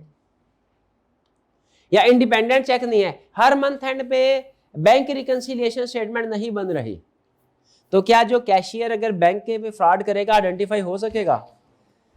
अच्छा बताइए, जो बैंक रिकंसिलिएशन स्टेटमेंट है वो कैशियर को बनानी चाहिए कि किसी अदर पर्सन को? ताकि अगर कैशियर हेर फेर कर रहा है तो दूसरा बनाए, वरना खुद ही बैंक रिकंसिलिएशन स्टेटमेंट बनाएगा, डिफरेंस कभी शो नहीं करवाएगा। और कब बननी चाहिए? हर महीने या 6 महीने बाद या साल बाद? हर महीने। इनएडिक्वेट oversight of senior management expenditure. Senior management के एक्सपेंडिचर हैं, उनको कोई निगरानी नहीं की जा रही कि ये पैसे, एग्जाम्पल याद आ गई, डायरेक्टर लेवल की एग्जाम्पल थी। डायरेक्टर था एक, कंपनी के खातों से कार खरीदी, अपने नाम पे करवा ली। कंपनी की एसेट लॉ में लिखा हुआ है, कंपनी की एसेट किसके नाम पे होनी चाहिए? कंपनी के नाम पे। डायरेक्टर ने कहता, अच्छा गाड़ी कंपनी में खड़ी थी, किसके नाम पे? सही था कि गलत था? गलत था, ये फ्रॉड है। वो अपनी पर्सनल प्रॉपर्टी बना रहा है कंपनी के पैसों से। तो अगर मैनेजमेंट के एक्सपेंडिचर के ऊपर नजर रखनी चाहिए, बढ़ रहे हैं, क्यों बढ़ रहे हैं? Inadequate screening of employees with access to assets. जो भी एम्प्लॉय जिनको कैशियर के पोजीशन पे देना है, इन्वेंट्री की पोजीशन पे, उनका बैकग्राउंड चेक ही नहीं किया। घर में किसी को काम पे रखा, थाने में जाके उसका स्टेटस चेक के कहीं इसके खिलाफ इस आईडी कार्ड के ऊपर कोई एफआईआर तो नहीं दर्ज? ठीक है, वो देखते हैं कभी कभी प्रोग्राम, वो क्राइम कहानी, वो इंडिया के चैनल, हाँ वो आते हैं, CID नहीं, वो तो फेक होते हैं ना, वो रियल के। तो उसमें अक्सर वो बताते हैं जो काम वाले जुराइम करते हैं ना, जुर्म इंसान, जिस वक्त काम पे रखा होता है उस वक्त चूंकि जरूरत होती है, काम वाली मिल नहीं रही होती, तो जो भी आ जाए उसको खवातीन कहती है बस ठीक है काम शुरू करवाएं उससे।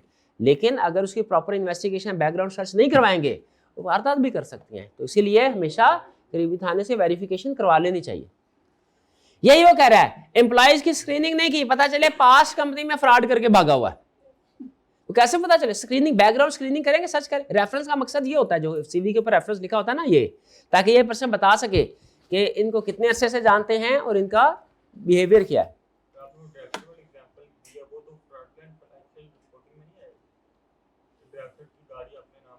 अच्छा, ज्यादा जोर नहीं डालना आपने, ओवर थिंकिंग नहीं करना।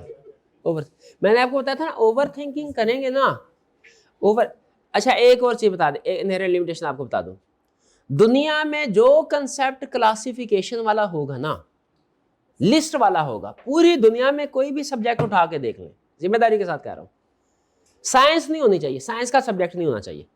साइंस में क्लियरली जो एक चीज यस में है वो दुनिया की हर जगह पे यस में होगी, जो जो जो राइट में वो दुनिया में हर जगह, साइंस का सब्जेक्ट नहीं। इसके अलावा जो भी सब्जेक्ट में लिस्ट दी होती है ना, उसमें आपके 80 to 90% फैक्टर्स जो है वो फैक्चुअल इंफॉर्मेशन की बेस पे क्लासीफाई होते हैं, 10 to 20% फैक्टर जजमेंट बेस पे क्लासीफाई होते हैं।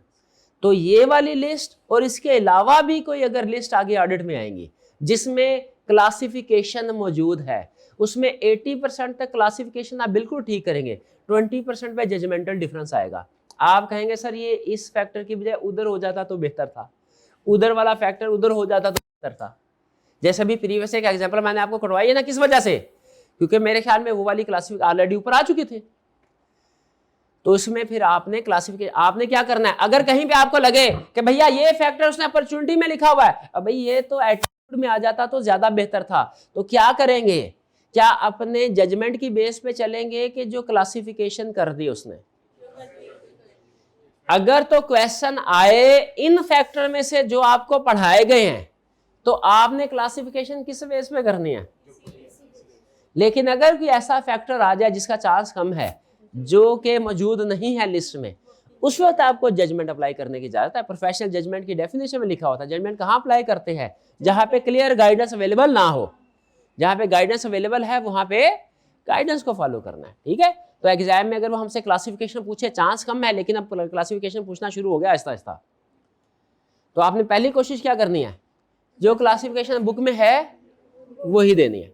और अगर फर्ज कीजिए भूल जाए उधर, या वो कोई ऐसा पॉइंट है जो पहले कभी पढ़ा ही नहीं, फिर अपनी जजमेंट अप्लाई करनी है। डन? आगे चलते हैं। इनएडिक्वेट, वरना पता है क्या, जब आप ओवर थिंकिंग करेंगे हर चीज में फिट हो जाती है। मैं क्या, जैसे क्या था इधर, अब आप कहेंगे सर ये इन्वेंट्री अगर चोरी हो गई है, ये तो चोरी हो गई है और फाइनेंशियल स्टेटमेंट में राइट ऑफ भी तो होनी चाहिए, अगर नहीं की तो ये भी तो फ्रॉडलेंट फाइनेंशियल रिपोर्टिंग में जा सकती है, तो जा भी सकती है। हर फ्रॉड मिस एप्रोप्रिएशन जब आप उसको निकालेंगे कंपनी से, तो क्या अकाउंट्स की एंट्री नहीं पड़ेगी? लॉस बाय, तो अल्टीमेटली फैक्ट, लेकिन ओवर थिंकिंग नहीं करनी। नेक्स्ट, इनएडिक्वेट, हमने सिर्फ उसका जो डायरेक्ट इंपैक्ट है वो देखना है। क्लासिफिकेशन किस पे होगी? डायरेक्ट इंपैक्ट की बेस पे। इस इंपैक्ट की वजह से ये होगा, उसकी वजह से ये होगा, फिर उसकी वजह से फाइनेंशियल स्टेटमेंट इफेक्ट हो जाएगी, ऐसे नहीं सोचना।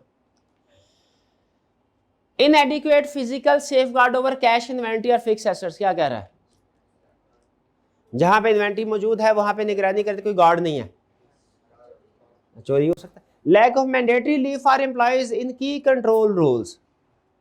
मैंडेट, हमारा एक फ्रॉड होता है, कैशियर करता है, उसको बोलते हैं teeming and lading. Teeming and lading का मतलब क्या है? तो आपने मुहावरा सुना होगा, क्या महमूद की टोपी अहमद के सर, नहीं सुना भाई? टीमिंग एंड लेडिंग भी नहीं सुना होगा। कैशियर करता क्या है? कैशियर को पता चला किसी ने कि भैया आज जो PSL का फाइनल मैच हो रहा है ना, वो इस्लामाबाद की टीम जीतने वाली है, कंफर्म न्यूज़ है। उसने कहा अच्छा 10 लाख लगाता हूँ, 20 लाख मिल जाएगा, 10 लाख वापस कंपनी में रख दूंगा। वो निकालेगा 10 लाख कंपनी के अकाउंट से और वो हार जाएगा, क्योंकि ये खबर फैलाई होगी उन लोगों ने जो जुआ लगाने वाले हैं। ये उनका तरीका वारदात होता है, ठीक है। तो अब हार गया, अब उसने क्या, उसने कहा यार मिस्टर ए पैसे, बैंक में कैशियर हूँ, मिस्टर ए 10 लाख दे के गया था, वो तो मैंने जुए में लगा दिया, अब 10 लाख पूरा कैसे करें? अब क्या करेगा, अगले दिन मिस्टर बी आके पैसे जमा करवाएगा, वो बी के पैसे ए के अकाउंट में डालेगा। ए के पैसे पूरे हो गए, अब बी के कम हो गए। अगले दिन बी आ गया, कहने लगा सर कल 10 लाख जमा करवाया था, आज चाहिए। बी के अकाउंट में तो वो फौरन देखेगा बी के अकाउंट में तो पैसा है ही नहीं, उसे याद आ जाएगा क्या, इसका पैसा तो ए के अकाउंट में डाल दिया था। वो क्या करेगा, सी के अकाउंट में से पैसे निकाल के बी को पेमेंट करेगा। बी को ये नहीं कहेगा कि आपके अकाउंट में बैलेंस 0 है, क्योंकि उसे पता है। अब 2 दिन बाद सी आ जाएगा, तो वो क्या, उसने ना हिसाब रखा था अपनी डायरी में इसके पैसे। जी वाकई जीत गया, ठीक है, बिल्कुल वो जीतेगा। वो इस दफा 10 लाख अगर जीत गया, ये दूसरा कंसर्ट मेरे वाला उधर रख लेते हैं, आगे डिस्कस कर लेते हैं। वो वाकई जीत गया, उसमें से 2 लाख करेगा याशी, खूब याशी, फिर अगले मैच का इंतजार करेगा। अगले मैच पे वो लगाएगा 8 दूनी 16 लाख, क्योंकि कॉन्फिडेंस बढ़ जाता है ना, फिर 8 वो भी जीत जाएगा। फिर अगली दफा लगाएगा 30 लाख और वो हार जाएगा, वो हार जाएगा। ये जो होता है ना जुआ, ये किसी का ना हुआ किसी वजह से मुहावरा बना, ऐसे नहीं बना, इसके पीछे साइंस है। अल्टीमेटली जाके आपने इसमें कोलैप्स होना ही होना है। वो पहली दफा में हो जाए या 10वीं दफा में हो जाए, वो आपकी किस्मत है। तो वापिस आ जाते हैं। हाँ, तो मैं कह रहा था, हाँ सी आ गया पैसे लेने के लिए, उसको ये बोलेगा भैया आपके अकाउंट में पैसे नहीं है। ये प्रैक्टिस कहलाती है टेमिंग एंड लीडिंग। इस प्रैक्टिस के कामयाब होने के लिए एक चीज जरूरी है, क्या, कैशियर कभी छुट्टी ना करे। कैशियर का जिस दिन कैशियर ने छुट्टी की, उसकी जगह पे दूसरा बंदा आया, उसके पास तो वो डायरी नहीं है जिसमें सारे, उस दिन मिस्टर सी आके कहने लगा पैसे 10, वो कहेगा भाई पैसे है ही नहीं। मिस्टर सी कहेगा मैं तो जमा करवा के गया था, वो कहेगा किधर है, कोई नहीं। इन्वेस्टिगेशन होगी तो पता चल जाएगा। इसलिए जो फ्रॉड करने वाले लोग होते हैं ना, उनको अक्सर एम्प्लॉय ऑफ द ईयर का अवार्ड मिल जाता है। क्यों, पूरा साल कोई छुट्टी नहीं की, पूरा साल कोई। इसीलिए रूल ये है कि एम्प्लॉय को रोटेट करवा। आज जो कैशियर है 3 महीने बाद उसे रिसीवेबल डिपार्टमेंट में भेज दो, कलेक्शन डिपार्टमेंट में, कलेक्शन से कैशियर पे भेज दो, रोटेशन करवाते रहो। ये मैंडेटरी रोटेशन होती है, ये गुड कंट्रोल समझा जाता है। इसका ये फायदा होता है कि एक सीट पे बैठ के अगर आप कोई करप्शन कर रहे हो तो पार्टी जब चेंज होती है तो पता चल जाता है। और दूसरा फायदा ये भी होता है आपके पास स्किल सेट भी तैयार हो जाता है कि अगर कोई एक एम्प्लॉय सडन छोड़ के गया तो आप एम्प्लॉय तैयार हैं। एक एम्प्लॉय को आपने 3-4 जगहों पर रोटेट करवाया हुआ है तो वो उस जगह का काम कर सकता है। भाई एम्प्लॉय लीव बात समझ आ गई। Inadequate access control over automated records and IT system. IT system के कंट्रोल्स वीक है, यानी हर एम्प्लॉयज को एक ही पासवर्ड दिया हुआ है, स्टैंडर्ड पासवर्ड दिया हुआ है। नहीं, अब क्या भाई एम्प्लॉय नंबर 1, ये एम्प्लॉय नंबर 1 है, इसका पासवर्ड भी क्या, एम्प्लॉय नंबर 1। तो इसको पता चल गया एम्प्लॉय नंबर 24 का पासवर्ड क्या होगा। अगर कॉलेज वाले ये रखें कि भैया यूजर नेम आपका क्या है, CCA, Christian college of accountancy, आपको पता चलेगा CCA से, और पासवर्ड क्या है, पासवर्ड आपका ये है, इन भाई का नाम असलम है, असलम 187438, आपको पता चल गया असलम मेरे नाम का पहला लफ्ज, ठीक है, या दूसरा, और ये आगे मेरा CRN जोड़ के बनाया है। तो आपने डी कोड कर लिया कि पासवर्ड कैसे बन रहा है। यूजर नेम सेम होगा हमेशा CCA, पासवर्ड क्या होगा, मेरे नाम का पहला जो लफ्ज वो, और CRN। तो बताइए हर एम्प्लॉय का पासवर्ड बना सकते हैं कि नहीं, एक्सेस कर सकते हैं कि नहीं। ये होता है वीक एक्सेस कंट्रोल की एग्जांपल। ये अगर होंगे तो बताइए क्या फ्रॉड होगा कि नहीं होगा, होगा। कैश दूसरे के अकाउंट को लॉगिन करेगा और वहां से 10 मिलियन की पेमेंट ट्रांसफर करवा देगा। अब सरकारी खातों में क्या नजर आ रहा होगा, इसी ने पेमेंट की है। इसलिए अपना अकाउंट हमेशा प्रोटेक्ट करें। जब कभी किसी जगह से भी पासवर्ड मिले ना आपको, किसी जगह से भी, सबसे पहला काम क्या करें, तो चेंज कर दें पासवर्ड को। डेट ऑफ बर्थ बिल्कुल अच्छा कंट्रोल नहीं है। इसी वजह से जो स्टूडेंट रिजल्ट वाले दिन हमारी कॉल नहीं ना उठाते कि पता चल जाए रिजल्ट क्या है, रिजल्ट कंपाइल, तो वो क्या करते हैं, फिर हम ट्राई करते हैं डेट ऑफ बर्थ से। आई क्या आपने रखा हुआ ना, ये स्टैंडर्ड है ना सिस्टम, तो हमने उसी से फायदा उठाते हैं। फिर CRN डाला उसका, और आगे डेट ऑफ बर्थ डाली, स्टैंडर्ड पासवर्ड। इसीलिए क्या करें, अगर आप चाहते हैं कि आपका रिजल्ट आपके अलावा और किसी को भी पता ना चले, वरना दोस्त डाउनलोड करके खुद फेल हुआ ना तो आपका भी रिजल्ट सर्कुलेट करवा देगा। तो क्या करें फिर आप, अगर आप चाहते हैं आपका रिजल्ट आपके अलावा किसी को पता, तो क्या करें, चेंज कर रहे हैं, चेंज कर रहे हैं। बाकी आगे आपकी मर्जी है। वैसे उसे भी पता चल जाता है चला, क्योंकि आपको पता है कोई भी कंट्रोल आपको 100% होता नहीं है। एटीट्यूड एंड रैशनलाइजेशन क्या क्या क्या रवैया होता है जिस जगह पे ये फ्रॉड चल रहे होते हैं, मिस अप्रोव, वहां पे लोगों का रवैया क्या आमतौर पे मुंह वाला होता है? नहीं, वहां पे कुछ आपको अच्छा क्या नेगेटिव रवैया, डिसरिगार्ड फॉर मॉनिटरिंग और रिड्यूसिंग मिस अप्रोप्रिएशन। वो कहते हैं भैया ठीक है, अगर जो चल रहा है उसे ऐसे ही चलते रहने दे, इंटरनल कंट्रोल वीक है, सीसीटीवी कैमरा हरा, चलते रहने दे इसको ऐसे ही। डिसरिगार्ड फॉर मॉनिटरिंग यानी मैनेजमेंट मॉनिटरिंग नहीं कर रही होगी, दो स्टाफ गवर्नेंस कभी कभी मीटिंग कर रहे हैं, हर महीने नहीं कर रहे, मॉनिटरिंग नहीं कर रहे। Disregard for internal control by overriding it, भाई मैनेजमेंट खुद अपने कंट्रोल्स को ओवरराइड कर रही है। Behaviour indicating displayer dissatisfaction with entity, कह रहे भैया मैं तो करीब बाहर जा रहा हूं, यहां तो ये कंपनी मेरे लायक ही नहीं है, इस कंपनी में हालात ठीक नहीं, सिस्टम ठीक नहीं है इनका।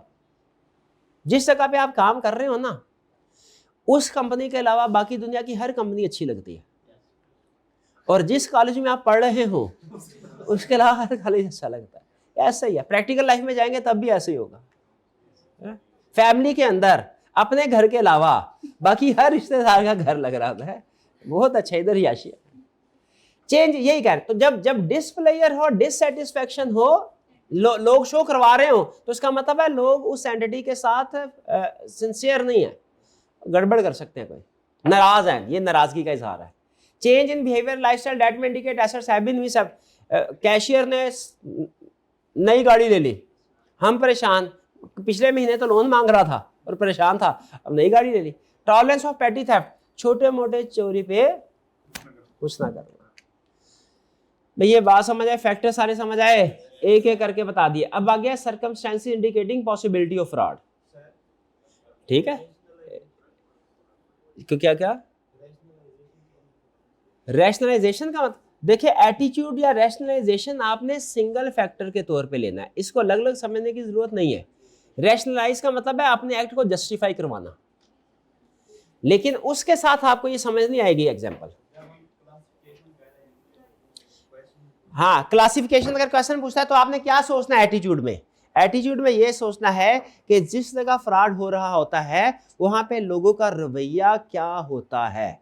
ये लोगों का जब ये रवैया होगा किसी भी कंपनी में, वहां पे समझ जाएं कि फ्रॉड होने वाला है।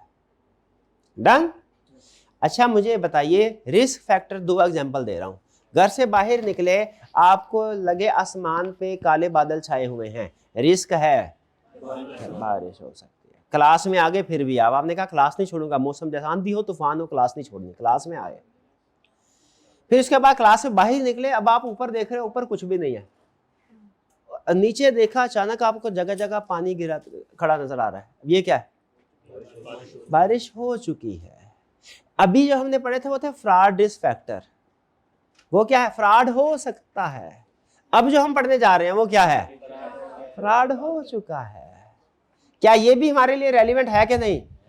इनको बोलते हैं circumstances indicating possibility of fraud, कि वो केसेस जो के फ्रॉड हो उसको इंडिकेट कर रहा है। ये भी मिलते जुलते हैं ऊपर, आप इनको आसानी के साथ पढ़ सकते हैं।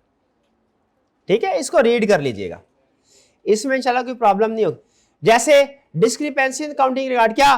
ट्रांजैक्शन नॉट रिकॉर्डेड कंप्लीटली और टाइमली, ट्रांजैक्शन लेट रिकॉर्ड की जा रही है, डिले किया जा रहा है, एक्सपेंसेस को डिले किया जा रहा है, रेवेन्यू को जल्दी रिकॉर्ड किया जा रहा है। अनस्पॉटेड और unauthorized balances or transaction, expense record हुआ, स्पॉट में कोई डॉक्यूमेंट है ही नहीं, या एक्सपेंस किए लेकिन किसी ने अप्रूवल ही नहीं दी हुई, अनऑथोराइज, अप्रूवल के बगैर गड़बड़ है कि नहीं। लास्ट मिनट एडजस्टमेंट, एंड में आके कल सुबह रिपोर्ट देनी, आज फाइनेंशियल स्टेटमेंट अचानक से रिवाइज कर दी, तो मैनेजमेंट ने क्या कुछ प्रॉब्लमेटिक ट्रांजैक्शन छुपा के रखी होती है ताकि ऑडिटर को वेरीफाई करने का मौका कम मिले। लास्ट मिनट एडजस्टमेंट जो है वो ज्यादा।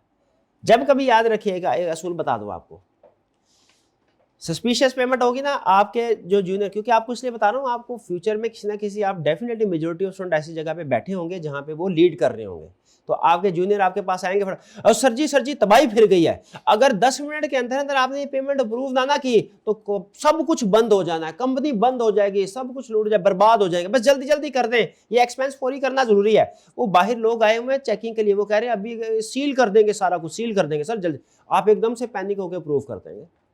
बाद में पता चलेगा वो तो भाई वो इंस्पेक्शन के लिए, लार्वा के इंस्पेक्शन के लिए टीम आई थी, वो उसने 1000 रुपये में भी मान जाना था, वो आपसे 20,000 की अप्रूवल लेके निकल गए। तो जहां कहीं अर्जेंसी होती है ना, लास्ट मिनट आपको सोचते समय का टाइम, वहां समझ ले ये मशकूक है हालात। लास्ट मिनट जिसमें समझ आ गया, employees with system access inconsistent with their duties, काम सिर्फ कैश डिपार्टमेंट, रिसीवेबल डिपार्टमेंट का है, एक्सेस इन्वेंट्री डिपार्टमेंट के भी है, नहीं होनी चाहिए। जरूरत से ज्यादा पावर, जरूरत से ज्यादा एक्सेस मिस स्टेटमेंट का, मिस यूज का बायस बनती है। Tips or complaints about alleged fraud, किसने आपके चुपके से हमारे कान में कह दिया सर जी जरा परचेज डिपार्टमेंट को ध्यान से देखिएगा, सप्लायर के साथ मिले हुए हैं, 10 रुपए की चीज 15 रुपए में खरीद के 2.5 रुपए आपस में दोनों कर लेते हैं, 2.5 रुपए इधर वाले 2.5 रुपए उधर वाले, किक बैक कमीशन। अगर हमें किसी ने चुपके से बता दिया, इसको इग्नोर कर दें, क्या करें? वेरीफाई करना चाहिए। मैनेजर से पूछा, गाड़ी में इस्लामाबाद जा रहे थे, मैनेजर ने पूछा, सीनियर पास बैठा हुआ था, मैं जूनियर था उस वक्त पिछली सीट, कह रहेगा हाँ भाई इस तरह का मसला होगा, क्या करोगे? सीनियर कहने लगा सर चुप कर जाएंगे, इग्नोर कर देंगे। मैनेजर हैरान हो के, क्यों? कहने लगा सर अगर एक्शन लेंगे तो अपना काम ही बढ़ाएंगे, आपने कौन सा हमें टीम ज्यादा दे देनी है। तो थोड़ा सा काम बढ़ जाता है, लेकिन करना क्या चाहिए? करना, इग्नोर नहीं करना भाई, इसी के लिए तो हम आए हैं। Conflicting or missing evidence क्या है?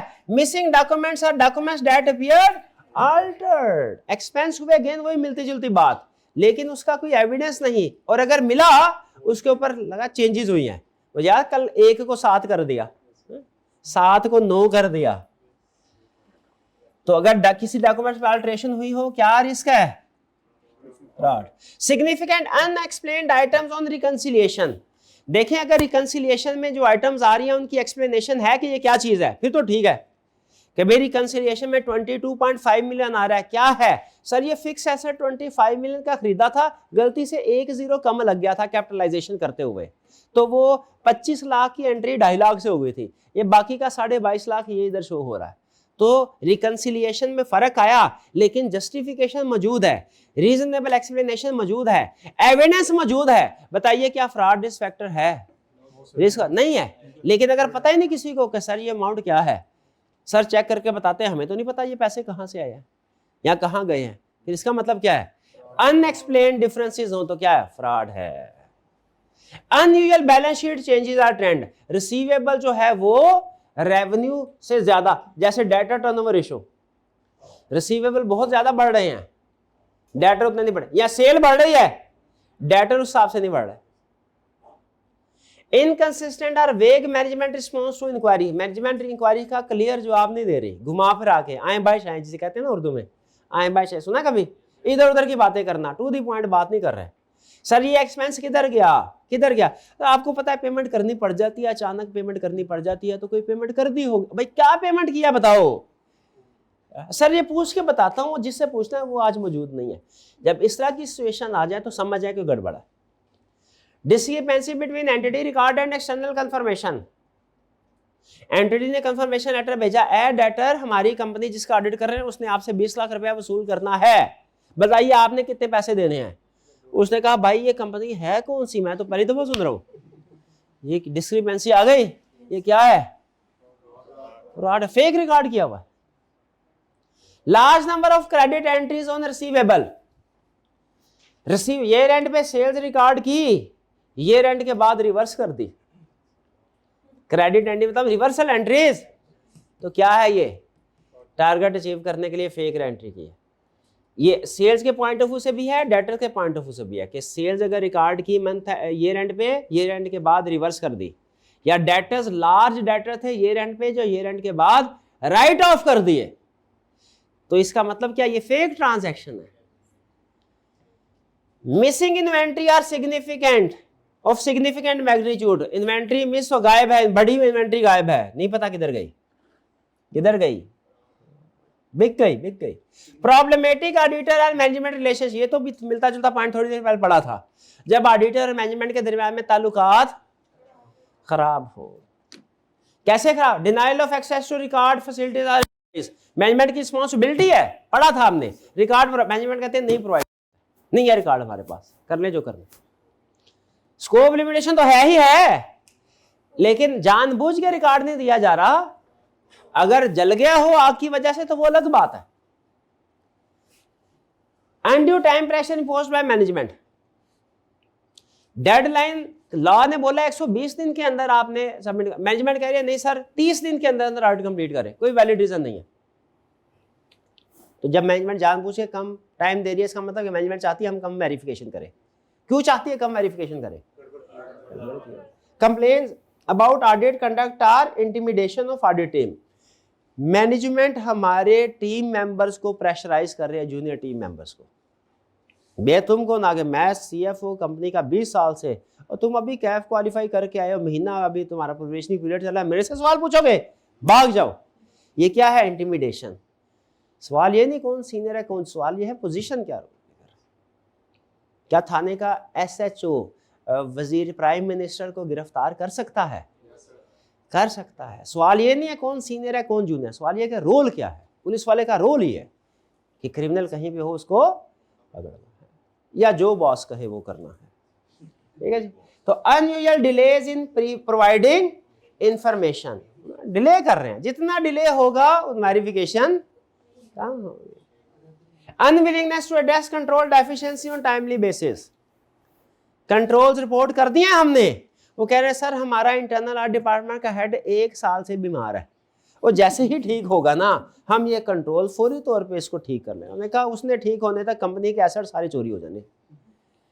Denial of access to IT staff और सिस्टम, हमें कोई एक्सेस प्रोवाइड नहीं कर रहे जो आईटी सिस्टम का रिकॉर्ड है उससे। उसके आईटी सिस्टम पे भी बुक्स ऑफ अकाउंट्स मेंटेन होती है ना, क्या आपका ख्याल है सिर्फ मैनुअली होती है? तो अगर आईटी सिस्टम पे रिकॉर्ड मेंटेन हो रहा हमें उसकी भी एक्सेस मिलनी चाहिए कि नहीं? और क्या कह रहा है? कुछ दूसरे भी रेड फ्लैग्स हैं, वो क्या है? Accounting policy other other other factors, वो क्या है? Accounting policies at variance with industry norms. सारी इंडस्ट्री फाइफो के ऊपर इन्वेंट्री वैल्यूएशन कर रही है, हमारा क्लाइंट वेटेड एवरेज के ऊपर। सारी इंडस्ट्री में कॉस्ट मॉडल चल रहा है, पीपी के लिए हमारे क्लाइंट ने रीवैल्यूएशन मॉडल अडॉप्ट किया हुआ। हालांकि है लाउड, गलत मिस स्टेटमेंट नहीं है, लेकिन सोचे इंडस्ट्री डिफरेंट क्यों है? मिस स्टेटमेंट नहीं है रिवैल्यूएशन पे लेके आना, लेकिन अगर वो क्वेश्चन में कह दे कि इंडस्ट्री से प्रैक्टिस डिफरेंट है तो इसका मतलब है अर्निंग मैनेजमेंट हो रही है, अपनी मर्जी के रिजल्ट्स अपनी मर्जी के प्रॉफिट को मैनेज करने की कोशिश कर। Tolerance of code of conduct violation, मिलती जुलती बात थोड़ी देर पहले की, छोटी चोरी की थी उसको माफ कर दिया। चोर को माफ करने का मतलब ये है उसे पक्का करना, क्योंकि अगली दफा वो चोरी का तरीकाकार बदलेगा, जहां से पकड़ा गया उसको बदल देगा। तो इसलिए पहली चोरी पे ही सख्त एक्शन लेना चाहिए। सख्त एक्शन क्या होता है चोर के खिलाफ? उसे नौकरी से निकाल देना चाहिए। क्या करना चाहिए? आग लगा, अच्छा हाथ काट देने चाहिए। हाँ, रिफ्यूजल टू, लेकिन वकील से पहले पूछ लेना है कि हाथ हम काटे हैं। Refusal to allow private auditor meeting with दो साहब। मैनेजमेंट कह रही है सर डायरेक्टर के साथ मुलाकात तो करवाएंगे लेकिन हम भी मौजूद होंगे। हम कह रहे हैं नहीं आपकी गैर मौजूदगी में मुलाकात करनी है। कह रहे हैं नहीं नहीं नहीं, नहीं हम देखें आप क्या बात। तो इसका मतलब वो डर रहे हैं कोई गड़बड़ है। भाई कुछ कुछ बात समझ आई? ये सारे फ्रॉड रिस्क फैक्टर एक एक करके एक्सप्लेन कर दिए। अब इनमें से अगर कोई केस स्टडी में है तो मुझसे दोबारा तो नहीं पूछेंगे? पक्की बात है, एग्जाम टिप पढ़ लेंगे, ठीक है, किस अटेम्प्ट में उसका तरीका वारदात क्या रहा है, सिनेरियो बेस्ड क्वेश्चन भी पढ़ लेंगे। अगर आप 5 मिनट दें तो कोई क्वेश्चन ना कर लें। अच्छा छोटा सा चलते 3 मिनट, ठीक है, कोई बात नहीं। सरद नान से माफी मांग लेंगे आज हम। भाई सरद नान से हाथ जोड़ के हैं, नहीं अभी 2-3 मिनट है अभी। Identify the fraud risk factor in the above situation. भाई समझ आ रहा है क्या कह रहा है? You are the auditor of Information Limited, which is engaged in the development of customized software. During the last 3 years, IL has become the leading software developer in the industry due to completion of large number of। यहां तक कोई fraud risk factor है नहीं, सिर्फ सलाम दुआ कर रहा है, सलाम दुआ कर रहा है सर। ये कंपनियां ये काम करती है। During the initial meeting with client has informed that decline क्या? IL has achieved a growth of 60% as compared to the growth target of 30% set for the financial year ended 2016. बताइए फ्रॉड फैक्टर है? कौन सा वाला? Target set कर लिया, ये भी है, और फिर एनुअल ग्रोथ। अब लिंक हो रहा है वही फैक्टर है जो पढ़ा था। And the board of directors are considering to distribute 20%, 5% profit to management staff as performance bonus. Management का बोनस लिंक कर दिया परफॉर्मर, तो मैनेजमेंट ने इसीलिए तो 30 का 60% बनाया, 30 का 60% बनाया। ये भी फ्रॉड फैक्टर है। और किस लिए? मैनेजमेंट का बोनस लिंक कर दिया प्रॉफिट के साथ। परफॉर्मेंस से मुराद मैनेजमेंट प्रॉफिट ही होगा। दो इसमें, एक फ्रॉड फैक्टर है कि दो? एक एनुअल ग्रोथ वाला और एक मैनेजमेंट की रिम्यूनरेशन बोनस के साथ लिंक कर दे। फिर one of the competitor has shown its willingness to acquire IL। कैसे? कोई दूसरी कंपनी हमारी कंपनी को एक्वायर करने लगेगी तो उसमें क्या क्या करेंगे? प्रॉफिट को ओवरशेड करेंगे, एसेट्स को ओवरशेड करेंगे। क्यों करेंगे? क्यों? वाई आधा नंबर वाई, ताकि शेयर प्राइस बढ़ जाए। प्रॉफिट बढ़ने से, एसेट बढ़ने से शेयर प्राइस बढ़ती है, ज्यादा पैसे मिले हमें। वो फिर जब वो आ जाएंगे कंपनी में, फिर वो जाने उनका काम जाने भाई। अच्छा, मुश्किल तो नहीं थे फैक्टर अच्छे से पढ़े हो, चुटकियों का काम है। और देखिए इसमें प्रोसीजर भी नहीं पूछे। ये वाली केस स्टडी, रिस्क वाली केस स्टडी से आसान है, ठीक है जी। और ये बाकी की केस स्टडी भी थोड़ी लेंथी होंगी, इसी तरह स्टाइल में होगी, तो कर लेंगे जी। चलिए, ये था हमारा आज का लेक्चर। अब कल के नेक्स्ट लेक्चर में इंशाल्लाह दबा के केस स्टडीज करनी है, दबा के। आज का लेक्चर यहाँ खत्म करते हैं। अल्लाह हाफिज।